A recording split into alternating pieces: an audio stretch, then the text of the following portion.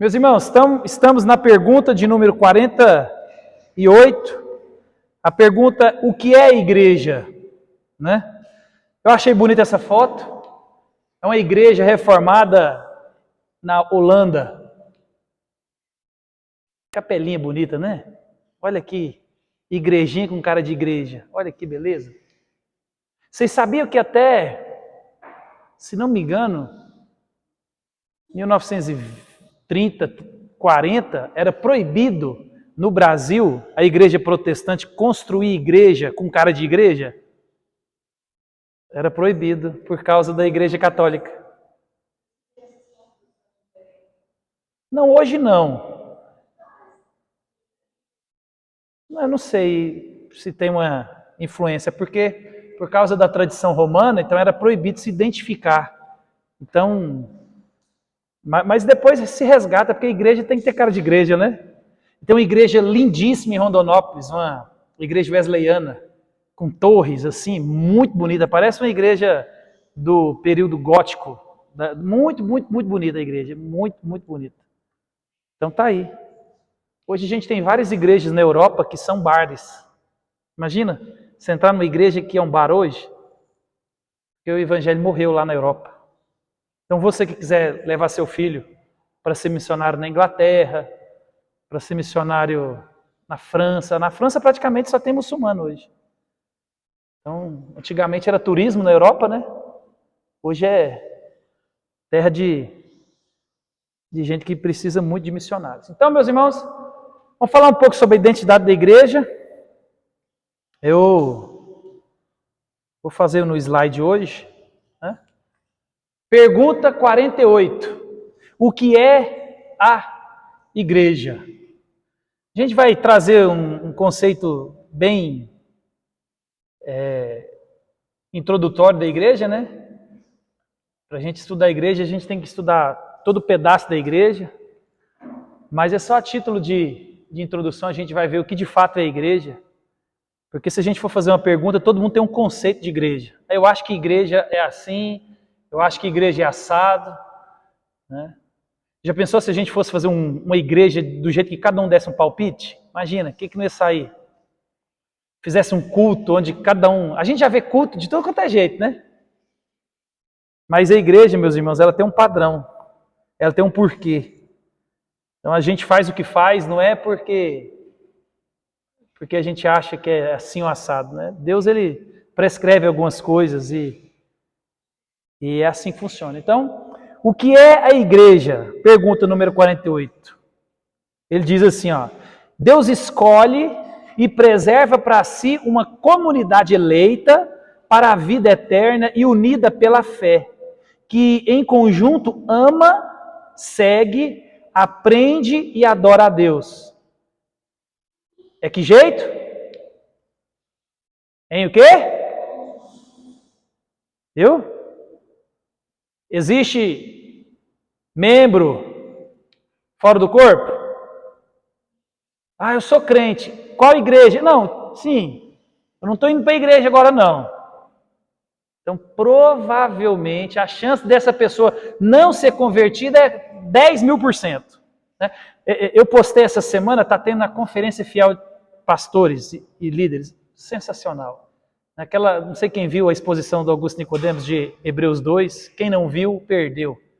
Mas pode ver de novo, eu acho que está gravada. Né? Eu saí lá agora de casa e tinha um americano expondo Hebreus 10. Ele estava falando sobre essa questão da unidade da igreja, o porquê da igreja, né, que o fato de não congregar, né, que Deus proíbe o não congregar, mas a coisa é mais profunda. Por quê? Porque a igreja, meus irmãos, ela é sempre uma ideia conjunta. Não existe a ideia de igreja eu, né? Não existe essa ideia, né? Ele estava até dizendo que se você não gosta da igreja, é um jeito bonito, né, de você falar que você não ama Jesus. Por mais que você queira dizer ao contrário, né, mas a vida mostra que você não ama Jesus. Não tem como você não abraçar o corpo, se você ama, no caso, só Jesus, né? Não tem como você viver só com o marido e não se relacionar com a esposa dele, que é a igreja. Então, em conjunto, né, Deus envia essa comunidade para proclamar o evangelho e prefigurar o reino de Cristo pela qualidade de sua vida em conjunto e seu amor uns para com os outros. Olha que interessante, a gente já falou isso em algumas ocasiões, né? O evangelho para prefigurar o reino de Cristo. Meus irmãos, aprenda isso. Tem muita gente que o lugar mais perto que eles vão chegar do céu é a igreja. Então a igreja é o lugar mais perto que algumas pessoas vão chegar do céu. Com toda a nossa imperfeição, com toda a dinâmica que acontece dentro da igreja, né?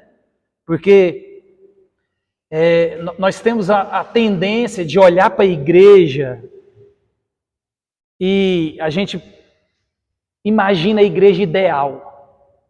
E eu e você queremos a igreja ideal. Quem não quer a igreja ideal? Essa igreja que você tem na cabeça. Que todo mundo se ama, se abraça, e todo mundo se visita, todo mundo... E essa igreja é a que Deus espera de nós. Só que é interessante que nós cobramos essa igreja e nós não somos essa igreja. Nós não temos a disposição de ser essa igreja. Porque quando a gente olha para a igreja e vê que ela é uns aos outros, ela é gente, né? Ela é união, ela é um corpo. Aí que fica o negócio mais complicado, né? Então, esse é o ideal de igreja. E às vezes a gente reclama da igreja, fala mal da igreja, porque a gente tem o ideal da igreja na mente. E não está errado. Só que a gente não consegue conciliar o ideal do real. Né? E é isso que frustra as pessoas. Você tem que ter sabedoria e maturidade para administrar o ideal e o real.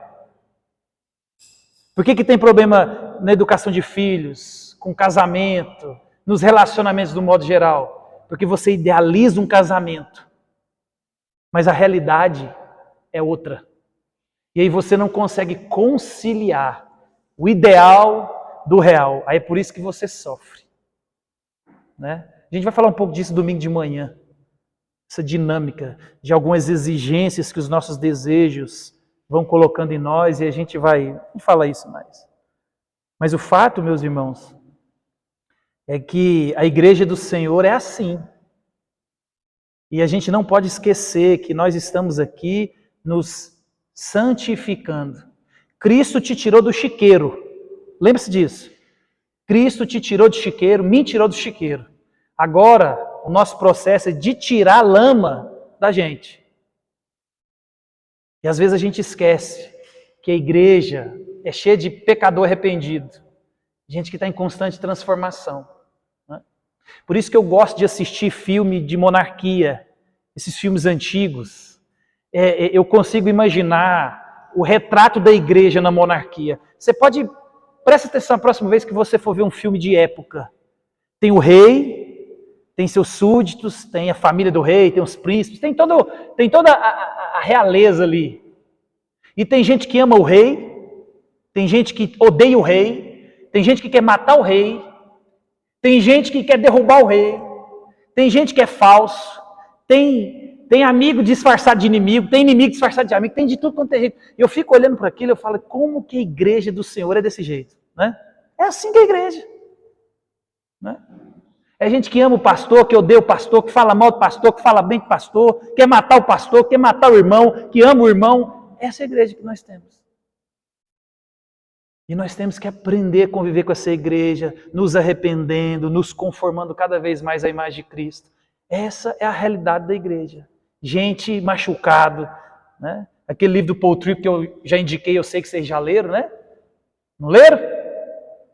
Não leram, né? Pessoas transformadas, né? Cuidando de pessoas que precisam de transformação. Nós somos transformados, agora nós somos nova criatura em Cristo. Só que a gente está cheio de lama. E Deus está tirando a lama da minha vida e da sua. E que dia que termina? Só lá no céu.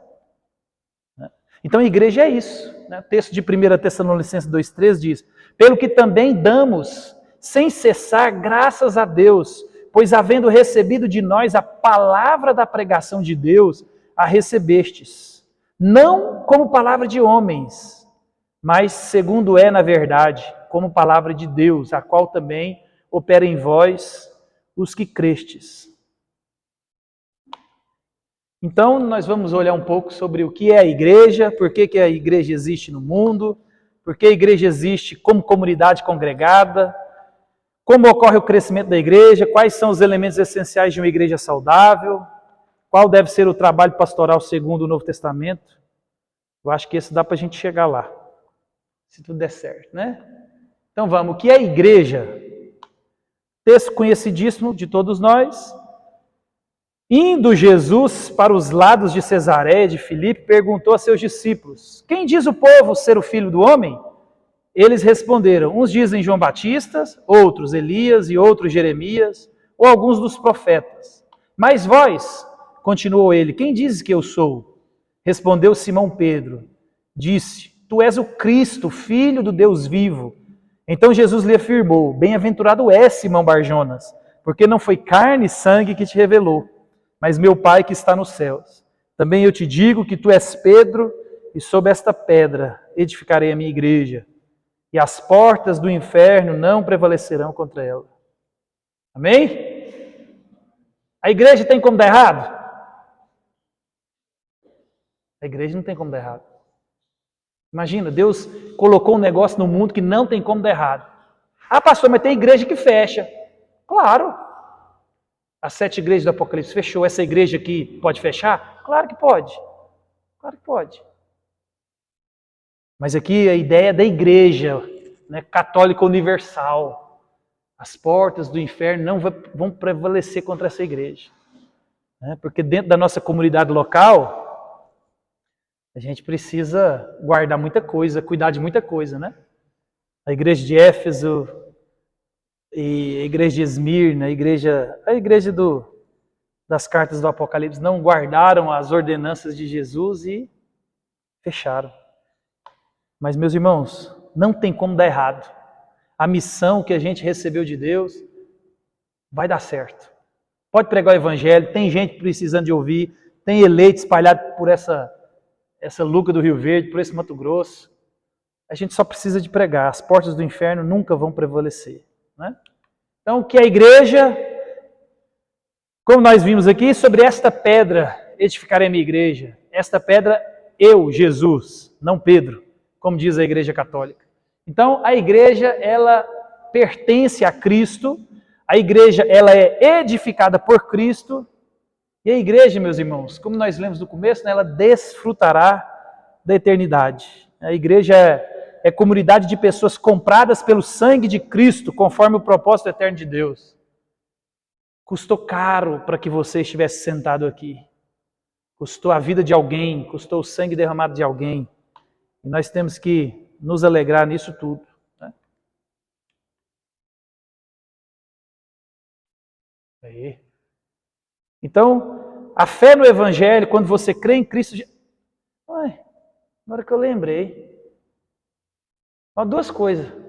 Alguém me soprou aqui, eu já assisti o culto de domingo à noite 2 vezes.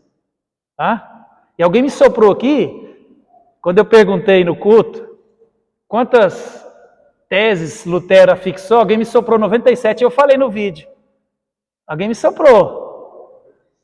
E aí eu vi lá, tá lá o bonitão aqui, metendo maior erro histórico. Alguém me soprou, viu? Que eu esqueci, né? E alguém soprou, Mário, vê se pode. Era 95, alguém falou 97, então 97, quando eu tô lá em casa assistindo, 97, eu falei, rapaz, o pessoal me deixou na chapada. Passei essa vergonha agora, eterna agora, né? Como é que faz? O vídeo tá aí, né? Não, errei só por 2 teses, é porque não deu tempo do Lutero escrever. Né? Hã?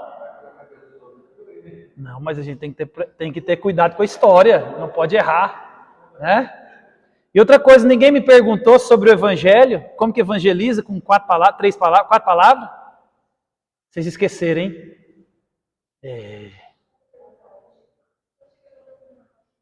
Conversa fiada. Conversa. Então, vamos lá. Então vou esperar domingo, né? Não, vou esperar domingo. Então vamos lá, a fé no Evangelho, né? Então o Evangelho, meus irmãos, é a salvação oferecida ao mundo. E só quem deposita a fé nesse Evangelho que tem a vida eterna garantida, né? Então, aquela ideia de que não, no final Deus vai salvar todo mundo, no final tudo vai dar certo, não vai não, que é fria. Tá? Uma porque o meu final é diferente do seu final. Às vezes o meu final é amanhã, o seu é daqui 40 anos. Né? E às vezes a gente não sabe disso. Na verdade não, a gente não sabe disso. Né? Amanhã eu posso estar acordado na glória. Então, meus irmãos, a resposta do Evangelho é hoje. Então, 2 Timóteo 8 diz, não te envergonhes, portanto, do testemunho de nosso Senhor, nem do seu encarcerado, que sou eu, Paulo escrevendo para Timóteo. Pelo contrário, participa comigo dos sofrimentos a favor do Evangelho, segundo o poder de Deus, que nos salvou e nos chamou com santa vocação, não segundo as nossas obras, mas conforme a sua própria determinação e graça que nos foi dada em Cristo Jesus, antes dos tempos eternos, e manifestado agora pelo aparecimento de nosso Salvador Cristo Jesus, o qual não só destruiu a morte, como trouxe a luz e vida, a imortalidade mediante o Evangelho. Então, destruição da morte, luz, vida, imortalidade, salvação é mediante o Evangelho. Essa semana tinha 2 pequenos jovens lá em casa, aí eu cheguei lá e perguntei para eles assim, conversando com eles, né, da idade do Davi. Eu perguntei para eles, vocês sabem responder a pergunta mais importante da vida de vocês? Aí eles me olharam assim, e eu falei, você tem uma pergunta que é a pergunta mais importante da sua vida, você tem que ter resposta para ela. Aí eles assim, eu falei, aonde você vai passar a eternidade? Falei, quando você morrer, você vai para onde? Ah, na hora, os dois já, vou para o céu. Eu falei, quem disse que você vai para o céu? Aí os dois olhou para mim assim e falou, opa. Eu falei, quem disse que vocês vão para o céu? Eu falei, para ir para o céu tem que fazer alguma coisa, não tem não? Tem que ir para a igreja então. Eu falei, não. Quem te disse que tem que ir para a igreja? Aí eu falei para ele assim, quem que pode entrar na sua casa? É qualquer um? Não. Eu falei, então por que você acha que é qualquer um que entra no céu? Eu falei, céu tem dono, o céu é de Deus. Então quem que entra no céu? É quem Deus deixa, quem Deus chama, quem Deus convida. Na sua casa não é do mesmo jeito? É. Eu falei, então vocês dois têm que responder essa pergunta. Aí esse cara me olhando assim, eu falei, então vocês pensam aí. E depois eu vou perguntar para vocês se vocês já têm essa resposta. Eu sei que eles vão ter.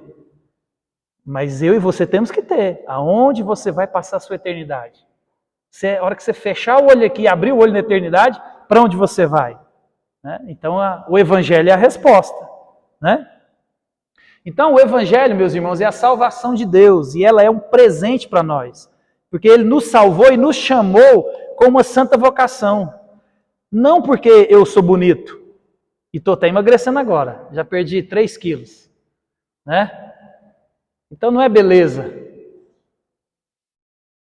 mas é crer em Cristo Jesus. Né? E Cristo, Ele nos salvou. A salvação é um presente.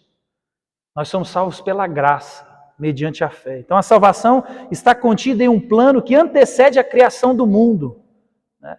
Deus nos elegeu antes da fundação do mundo. Olha que maravilha! Deus planejou tudo isso, Deus arquitetou, Deus não é pego de surpresa, meu irmão. Salmo 139, medita nele, para você ver que ali está a identidade do crente. Tem que estar de cor na cabeça. Né? Então, Deus nos garante a salvação bem antes. Então, a igreja é a comunidade dos salvos comprados pelo sangue de Jesus. Essa é a igreja. Comunidade dos salvos. Comprados pelo sangue de Jesus. Atos 20, 28. Atendei por vós e por todo o rebanho sobre o qual o Espírito Santo vos constitui bispo, para pastoreardes a igreja de Deus, a qual ele comprou com seu precioso sangue. Aqui está próprio. Não deve ser outra tradução. É próprio mesmo. Por que eu falei precioso? Meus irmãos, Deus, Ele cuida da igreja dele. Deus ama a igreja dele. Deus deu a vida pela igreja dele. E eu e você devemos ter o mesmo disposição. Amém? Então, que a igreja, Mateus 16, 13, 38, a igreja pertence a Cristo, edificada por Cristo e desfrutará da eternidade. Então vamos seguindo. Então, nós fazemos parte de um projeto grandioso, pois se estende da eternidade passada até a eternidade futura. Nós fomos planejados antes da fundação do mundo. Tudo está pronto. Você já parou para pensar nisso? Deus conhece a minha vida até o último dia. Por quê? Porque foi assim que Ele fez. E Deus, Ele conhece a minha vida, não é porque Ele viu no futuro não, viu gente? O futuro existe? Existe ou não existe?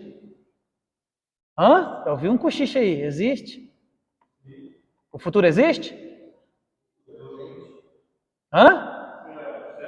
O futuro existe? O futuro existe? Estou perguntando se o futuro existe. Não, mas o futuro existe? É porque a gente tem uma ideia de que Deus anda no futuro, né? A gente fica assistindo o Doutor Estranho no filme da Marvel, aí Deus entra na terceira dimensão, segunda dimensão, Deus caminha no futuro, a gente vê De Volta para o Futuro, aí a gente vê aqueles filmes que o cara vem do futuro, e a gente imagina que Deus é assim, né? Gente, isso não existe, tá? O amanhã aconteceu? Não. Mas Deus conhece o futuro por quê? Por quê? Quem que escreveu todas as coisas? Quem desenhou tudo? Foi Deus. Então Deus conhece é porque Deus, Ele escreveu o futuro. Deus escreveu a história.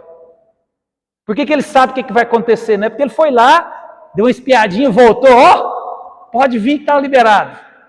Não é assim. Né? Tem gente que acha que é assim.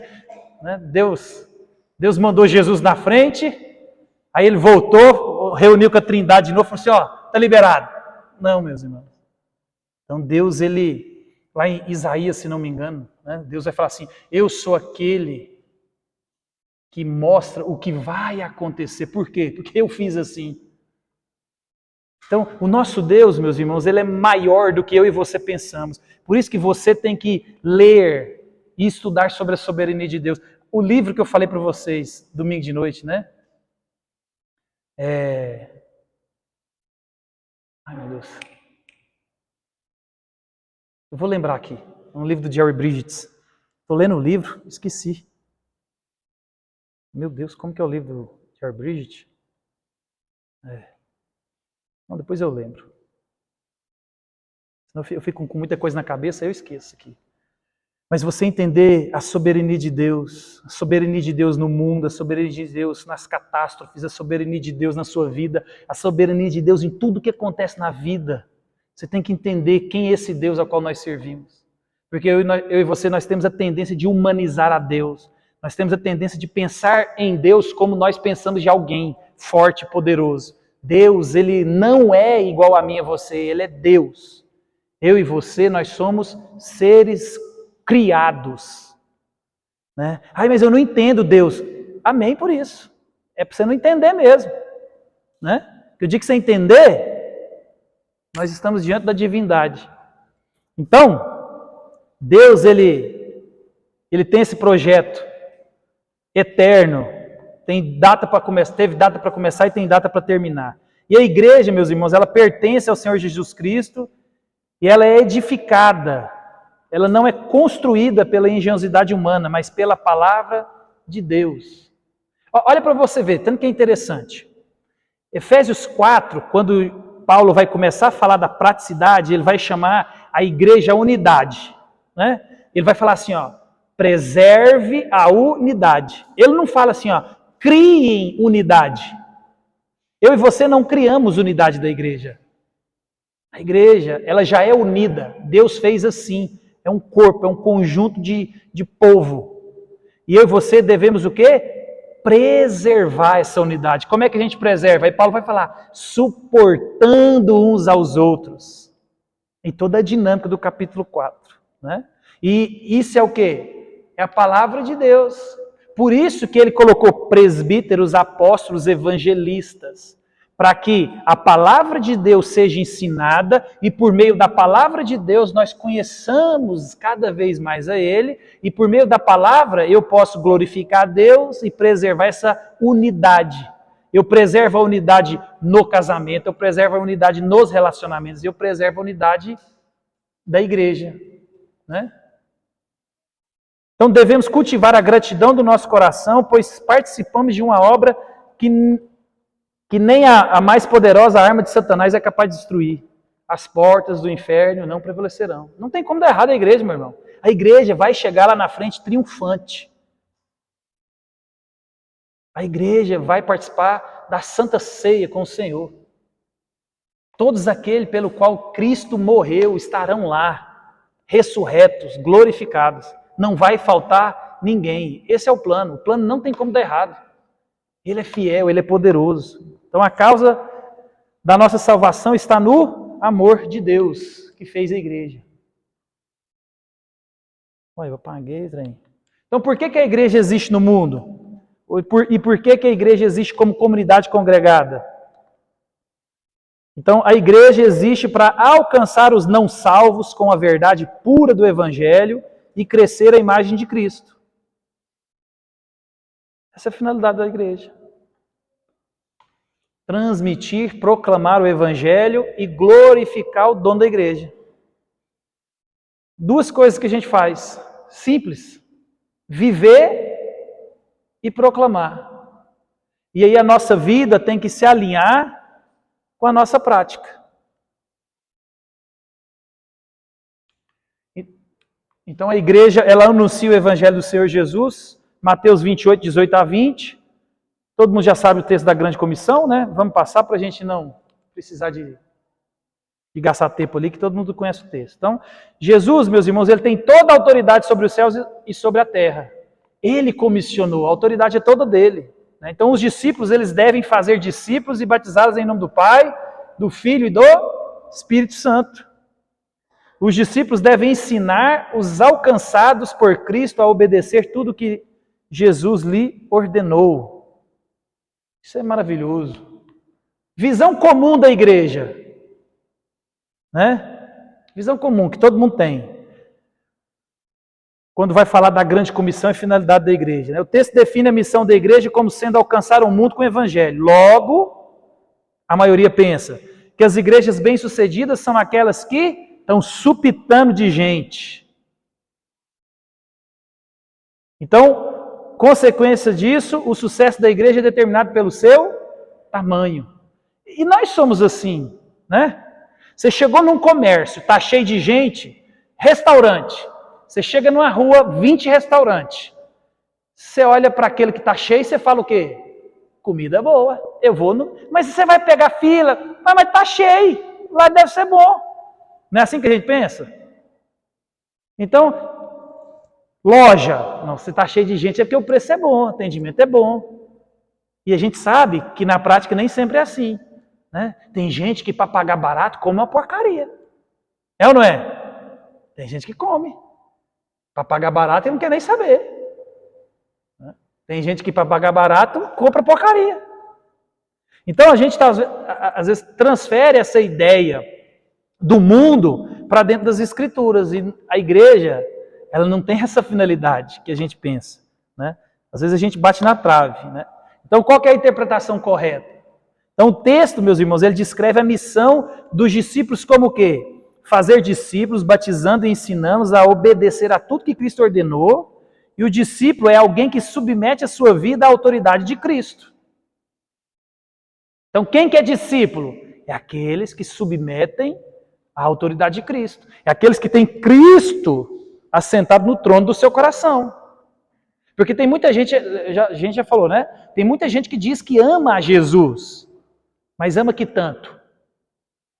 Porque você pode amar Jesus, mas você pode amar outras coisas muito mais do que Jesus.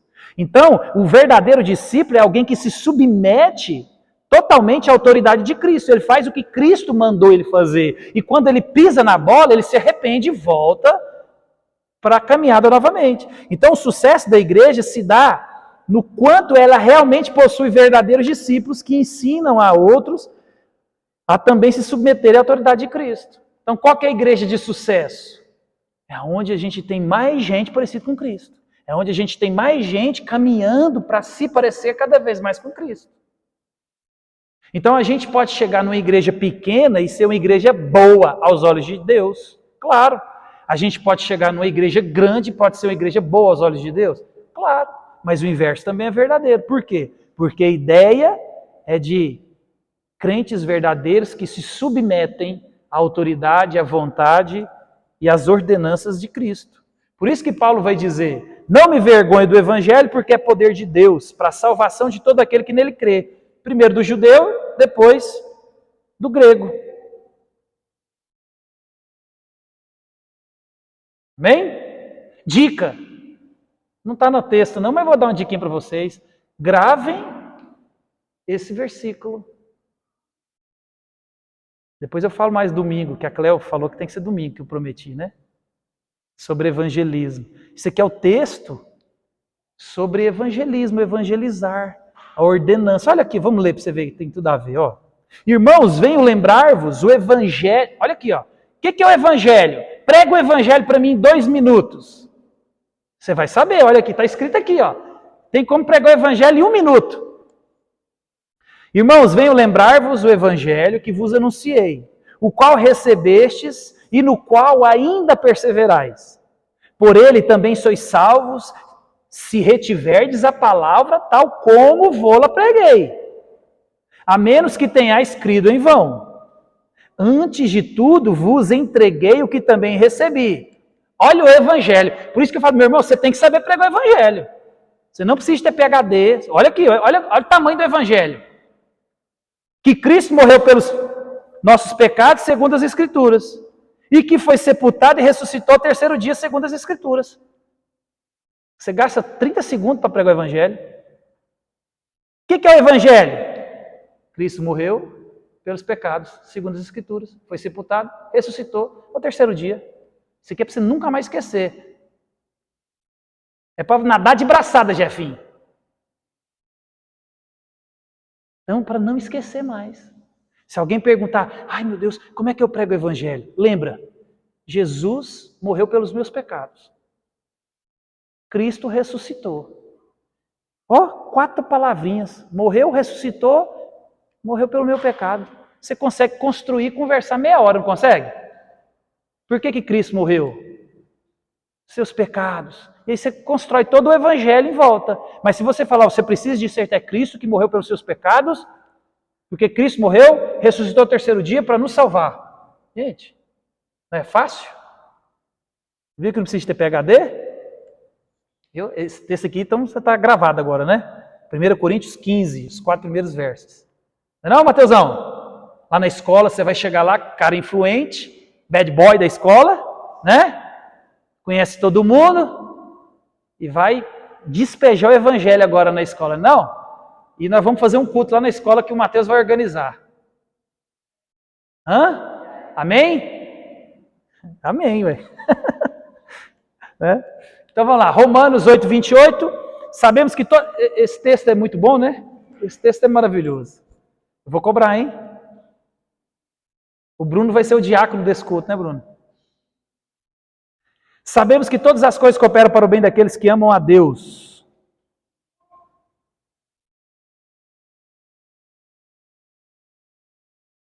Daqueles que são chamados segundo o seu propósito, porquanto aos que de antemão conheceu, olha lá, ó, a igreja começou na eternidade. Para aqueles de antemão conheceu, também os predestinou para serem conformes à imagem de seu Filho, a fim de que ele seja o primogênito entre muitos irmãos. Quem é o primogênito? Cristo. E aos que predestinou, a esses também chamou, e aos que chamou, a esses também justificou, e aos que justificou, a esses também glorificou. Você perde a salvação? Perde? Então vamos falar, vai forte. Perde salvação? Não. Por quê? Aqui, ó.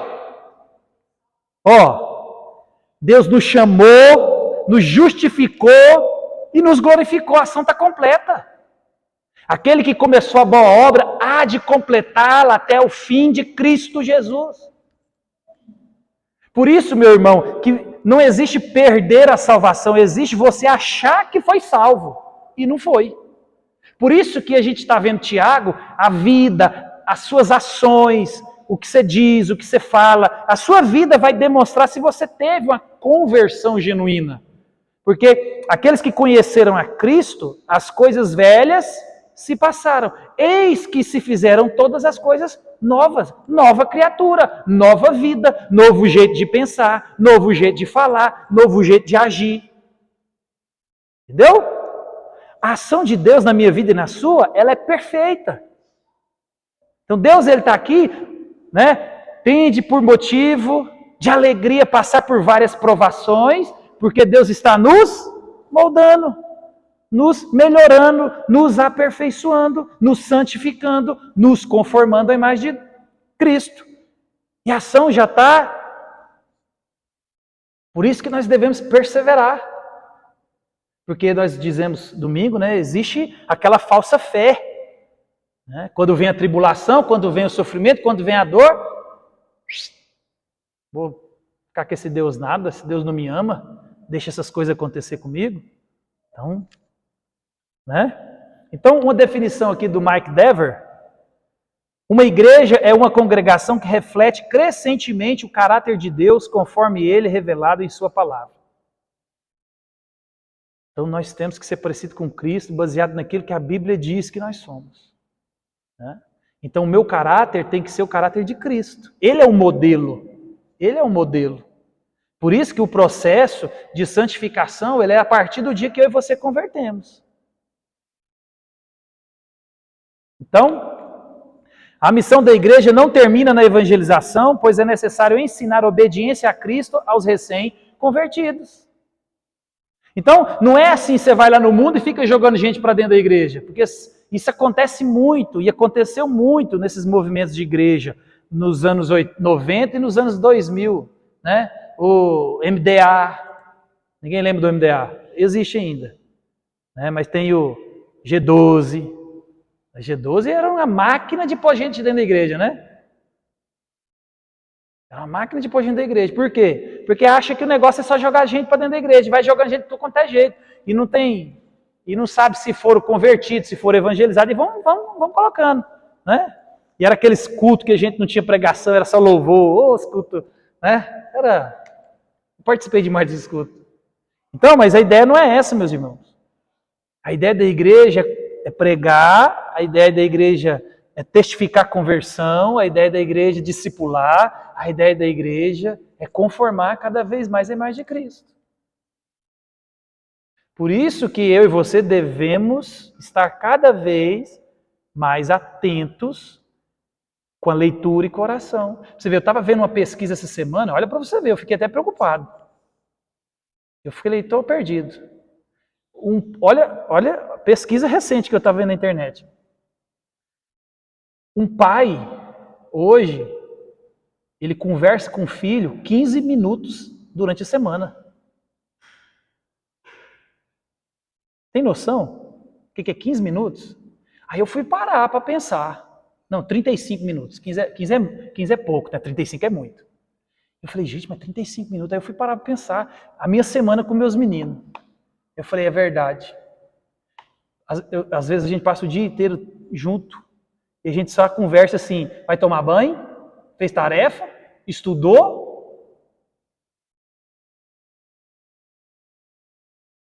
Aí o que acontece? O que eles estão escutando não é a sabedoria de Deus, é a sabedoria do mundo. E aí eles estão cheios de quê? E não é só eles não, nós também. Estamos cheios de quê? De tudo que não é de Deus. Aí depois dá errado na nossa vida, na criação dos filhos, a gente fica, mas o que está acontecendo? É porque o bombardeio do inimigo é muito grande e a gente acha que não está acontecendo. Aí eu falei, meu Deus, tem alguma coisa errada, porque é verdade. As nossas conversas não existem, praticamente.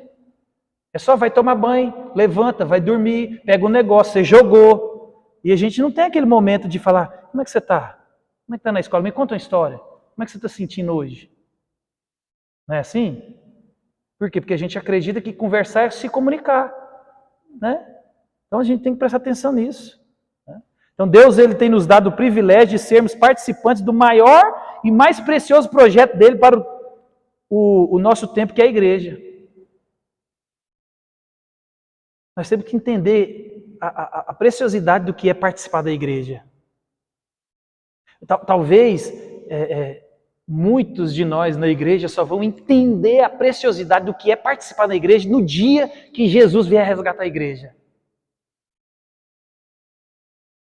Então, meus irmãos, a gente tem que crer nesse negócio como uma realidade, porque isso é crer.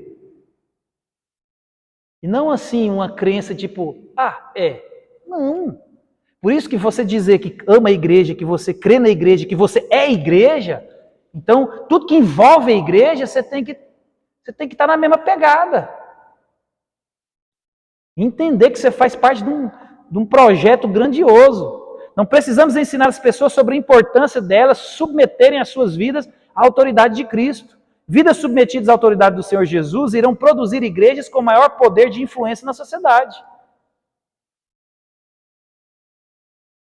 Por que nós temos no Brasil, como dizem, 40 milhões de crentes e nós somos um país corrupto? Né? 40 milhões. E nós somos o que hoje? 220 milhões de habitantes? Né? Então nós somos praticamente 20% da população de evangélico. E parece que... Mas por quê? Porque não são estudo. Pode ter 40 milhões de gente que acha que é crente. E desses 40 milhões, se a gente pegar 10, 15%, né? Por quê? Porque a vida, ela mostra alguma coisa. Né? Então, meu Deus. Aí, pulo depois, não pulo. Então, como que ocorre o crescimento da igreja? E quais são os elementos essenciais de uma igreja saudável? Então, o texto clássico, Atos 2, 36 a 47. Então, primeira coisa, para acontecer o crescimento da igreja. Eu estava pensando nisso depois da reunião dos homens lá, né? Não sei quem foi, mas levantaram uma questão lá. Meus irmãos, igreja de qualidade cresce. Se não estamos crescendo como deveria, nossa qualidade é baixa. Ponto. Aí eu fui pesquisar, existe literatura, e muita, escrita. A nossa denominação, por exemplo, ela adota uma literatura que chama DNI, Desenvolvimento Natural de Igreja. São, não sei se, não vou falar não, porque deve ser o Mike Derry, mas são 8 princípios bíblicos das igrejas que mais crescem no mundo. Eu vou colocar, por exemplo, um princípio das igrejas que mais crescem no mundo. E todas as igrejas que crescem têm essa marca de qualidade. Vou dar para vocês um aqui, aí não vamos falar mais nada, só vou dar a marca de qualidade e a gente avalia a nossa qualidade. Receptividade, acolhimento.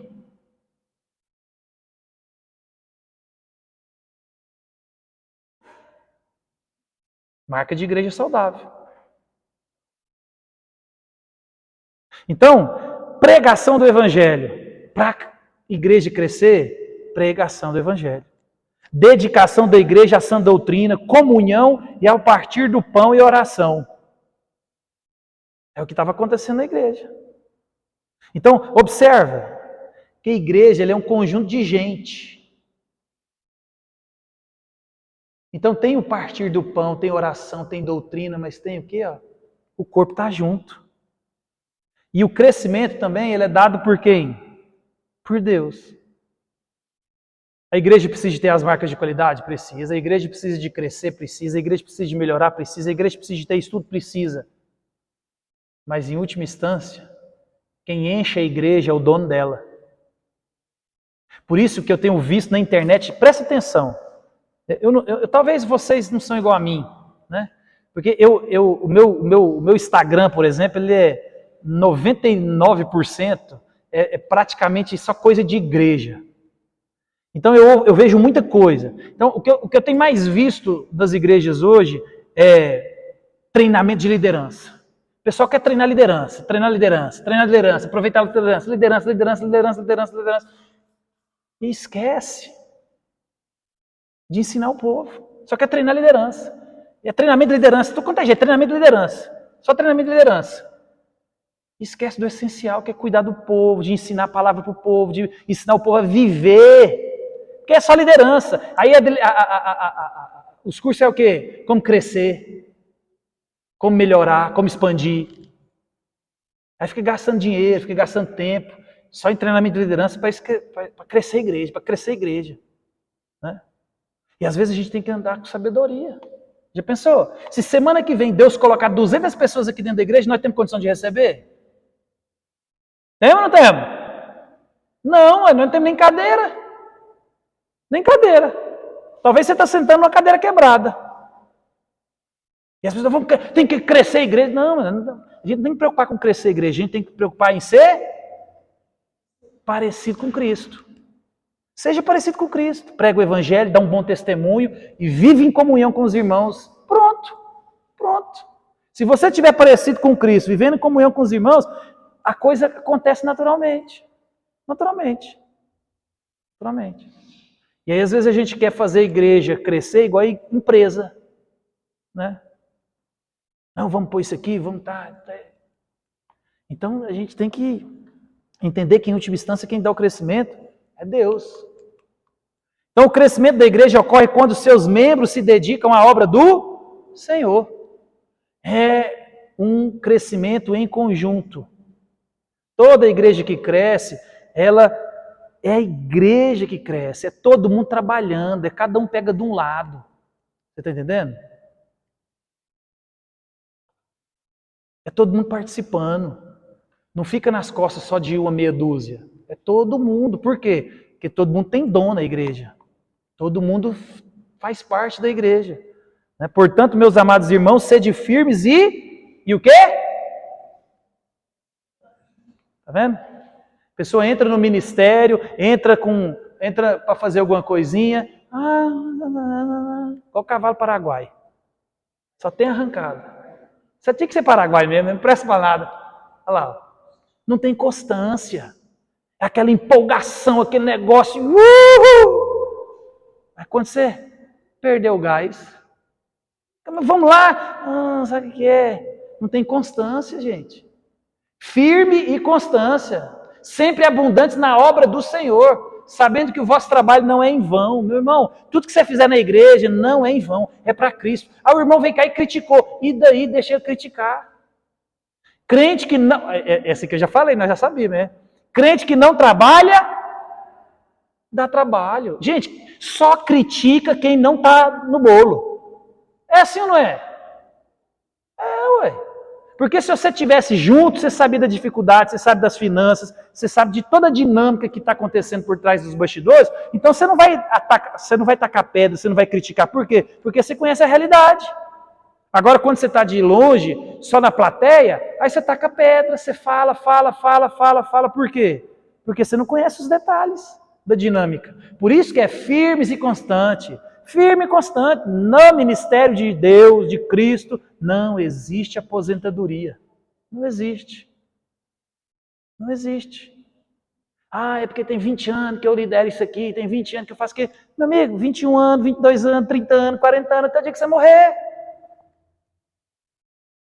É assim que funciona. Põe uma coisa que a gente tem que entender. Igrejas que crescem e igrejas saudáveis, ela tem algumas características que são princípios que se olham em todas. Uma delas é a persistência do grupo, da liderança. Você não vai ver uma igreja boa, ativa, com um pastor que está lá 3, 4 anos. A não ser que ele substituiu. Então por quê? Porque tem que ter um trabalho de formiguinha. Você vê o pastor Jadir? Pastor Jardim, a igreja dele, 60% da igreja, tudo que entra vai para missões. A igreja hoje expandiu, tem espaço, tem estrutura, tem uns 3, 4 pastores trabalhando com ele. Pastor, mas como é que você fez isso? Ah, meu filho, você está doido, tem 18 anos, olha eu sozinho, comprando livro, e chamando, e vem comigo, e vem, até que o dia que pegou, na hora que o trem pegou, aí assim, o processo é mais rápido. Quando pega é mais rápido, mas até pegar, é aquele mesmo grupo, né? É igual o jargão da Praça Nossa, né? Naquele mesmo banco, naquela mesma praça, todo santo dia. Por isso que a gente não tem que desistir, meu irmão. A gente não pode trocar de igreja. Você só troca de igreja se não estiver pregando o evangelho.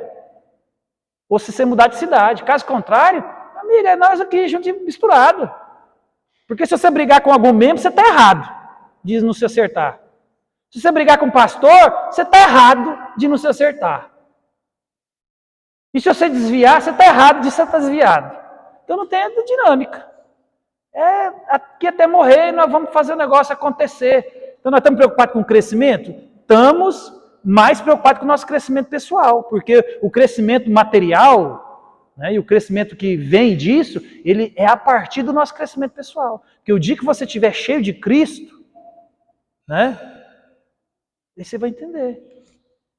Olha para você ver, vou dar um exemplo. Ele não está aqui, vou encher a bola dele, né? Ele não vai ouvir. O Danilo. Rapaz, o dia que eu cheguei, eu nunca vou esquecer. Logo dos primeiros, eu estou conversando com o Danilo ali fora. Rapaz, o Danilo falou um negócio para mim que eu fiquei dias sem dormir. Ele falou para mim assim, pastor, assim, Gênesis 1, eu não acho que aquilo é literal, não. Acho que aquilo ali é. Aí eu fui embora para casa e falei, meu Deus, tem um membro aqui que olha para Gênesis 1 e acha que aquilo é loucura. Eu falei, que é isso? Falei, falei, agora, meu Deus, como é que faz? Se o membro acha que Gênesis... Pode rasgar a Bíblia. A Bíblia só é Bíblia porque tem Gênesis 1, 2 e 3. Se você arrancar Gênesis 1, 2 e 3 da Bíblia, você pode rasgar. Você não entende nada do que acontece. Toda a Bíblia depende de Gênesis 1, 2 e 3. Aí eu falei, meu Deus, e agora? Mas vamos embora, vamos caminhando. E aí depois, né, o tio dele falou que ficou impressionado com ele e cresceu. Você conversa com ele hoje... Né? Por quê? Porque Deus faz isso com a gente. Né? Às vezes a gente fala, meu Deus, aqui não tem jeito não é possível. Mas olha o que Deus transforma. Mas é aqui, ó, firmeza e constância. Bora! Trabalho não é em vão, né? Então a igreja que pretende crescer não apenas reconhece as responsabilidades dos seus líderes, mas cumpre com as suas responsabilidades próprias. Então, é o texto para a gente não entrar, que a gente já está acabando. Então, cada membro da igreja deve valorizar a liderança e cada membro deve desenvolver no corpo relacionamentos edificantes. É uma responsabilidade nossa, meu irmão. Nós somos todo mundo aqui adulto e maduro, né? E todo mundo acha que igreja... Põe uma coisa na cabeça. Todo mundo acha que igreja tinha que ser, todo mundo vai na casa de todo mundo, e todo mundo recebe todo mundo na casa, todo mundo tem que ter liberdade de chegar na sua casa, sentar no sofá, pôr o pé para frente e tocar de canal, abrir geladeira. Meu irmão, não é assim que funciona. O amor bíblico, ele é ação. Por isso que Jesus, ele mandou você orar pelo seu inimigo, alimentar o seu inimigo. E existe gente dentro da igreja que você não tem afinidade. Né? Mas isso não quer dizer que eu não amo meu irmão, isso não quer dizer que eu não estou pronto para ajudar meu irmão, isso não quer dizer que eu não quero estar com meu irmão e eu não posso crescer no relacionamento com esse irmão. Não é isso que quer dizer. Mas quer dizer que a motivação do meu coração é sempre estreitar laços. E existe pessoas que você conhece, com uma semana está na sua casa fazendo churrasco. E tem gente que você conhece com 15, 20 anos, aí que você vai conseguir desenvolver um relacionamento mais íntimo. Por quê? Porque a gente é diferente. E aí tem gente que acha que não, a igreja não é unida, a igreja... Não, meu irmão. Eu estava escutando um pastor falar. Né? Já estamos só falta só um slide. Aí um pastor falar que ele foi visitar a família. Aí a família falou assim, então pastor, eu quero falar para você que eu estou saindo da igreja. Porque ninguém importa comigo aqui na igreja. E assim, eu quero falar para você, já que você está me visitando aqui, porque eu já falei isso também para o diácono da igreja, que vieram me visitar. Então, o diácono da igreja veio me visitar e eu falei, diz para ele também, ninguém se importa comigo na igreja. E o grupo de visita da igreja, quando eles vieram aqui na minha casa me visitar, eu também falei para eles que ninguém importa comigo na igreja. Então, meus irmãos, sabe o que acontece? É porque a gente tem que ter sensibilidade para observar o cuidado de Deus na nossa vida. Porque às vezes o cuidado de Deus não é do jeito que você quer. É a mesma história do cara na inundação. Ele no telhado, chegou um barco, não, Jesus vai me salvar, mandou outro barco, Jesus vai me salvar, veio um helicóptero, Jesus vai me salvar. Aí ele morreu, foi tirar satisfação com Deus, né? Então, eu creio em você, faço tudo, e aí você me deixou morrer afogado. Eu falei, que isso? Te mandei 2 canoas e um helicóptero. Então, às vezes, a gente quer personalizar uma igreja que só funciona na nossa cabeça. E aí, às vezes, a gente quer colocar a culpa na igreja. Ah, meu filho não vai para a igreja, é porque não tem jovens. Mentira, seu filho não vai para a igreja porque ele não ama Jesus. Porque se seu filho amasse a Jesus, ele poderia sair de uma igreja que não tem jovens e vai para uma que tem jovens. Não é assim? Ah, na minha igreja, porque assim, o ministério infantil é extremamente importante da igreja. Muitas pessoas escolhem o ministério infantil para congregar porque a gente importa com os filhos. Agora, não, eu não vou congregar lá porque não tem ministério infantil. Você está onde? Eu não estou em lugar nenhum. Você está entendendo? Então, meus irmãos, a gente tem que entender o cuidado de Deus. As pessoas que Deus coloca no nosso meio. E nós que somos proativos, nós que temos que fazer acontecer. É nós. A gente é mais reativo do que proativo. Então, a igreja é um corpo de gente diferente. Deus, ele exige de mim, de você, unidade, não uniformidade, né? Você quer exigir uma coisa da igreja que não acontece na sua casa, que não acontece na sua família. E não acontece na sua família porque não acontece, porque lá tem gente diferente. Eu tenho 3 filhos, eles saíram do mesmo buraco, eu vi. Eles saíram de lá. Eu vi. Não tinha como dar errado. Eu estava na porta, só entrava por um... Não tinha. Parece que são filhos de cada pai. Entendeu? Olhei para minha mulher, achei ela linda. Falei, vou casar com essa mulher. Esqueci de prestar atenção na minha sogra. E minha sogra tá assistindo, ela me assiste demais. Para você, minha sogra.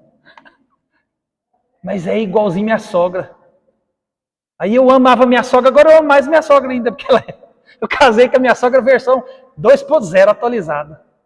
Então, meus irmãos, às vezes a gente quer exigir coisas e a gente esquece de olhar como é que Deus faz. A dinâmica que Deus trabalha dentro da igreja não é do jeito que eu queria. Porque às vezes, se eu desenhar para você a igreja perfeita para mim, talvez ela vai ser horrível para você. Por isso que a igreja é de Cristo, Ele que morreu por ela, o padrão da igreja é dele. É a palavra de Deus que a gente segue, é a palavra de Deus, a Bíblia que molda a igreja, é ela que é o trilho que a gente percorre. Porque se cada pastor, cada liderança e cada comunidade pentecostal, reformada, liberal e o que tem aí, fazer a igreja dele do jeito dele, né? Então nós temos uma igreja lá em Goiânia, nós que eu estou falando assim, não nossa denominação, mas tem uma igreja lá em Goiânia que chama a casa. E o pastor fala assim, ó, você que foi magoado na igreja, você que nunca foi visto na sua igreja, você que teve problema na igreja, é aqui que é seu lugar. Olha que discurso bonito. Você chega lá na igreja, tem homossexual aos montes. Tem gente que estraga as igrejas deles e vai para essa. Aí você chega nessa igreja, é pastor adulterano, é membro que pega membro, né? Aí é líder envolvido com escândalo sexual.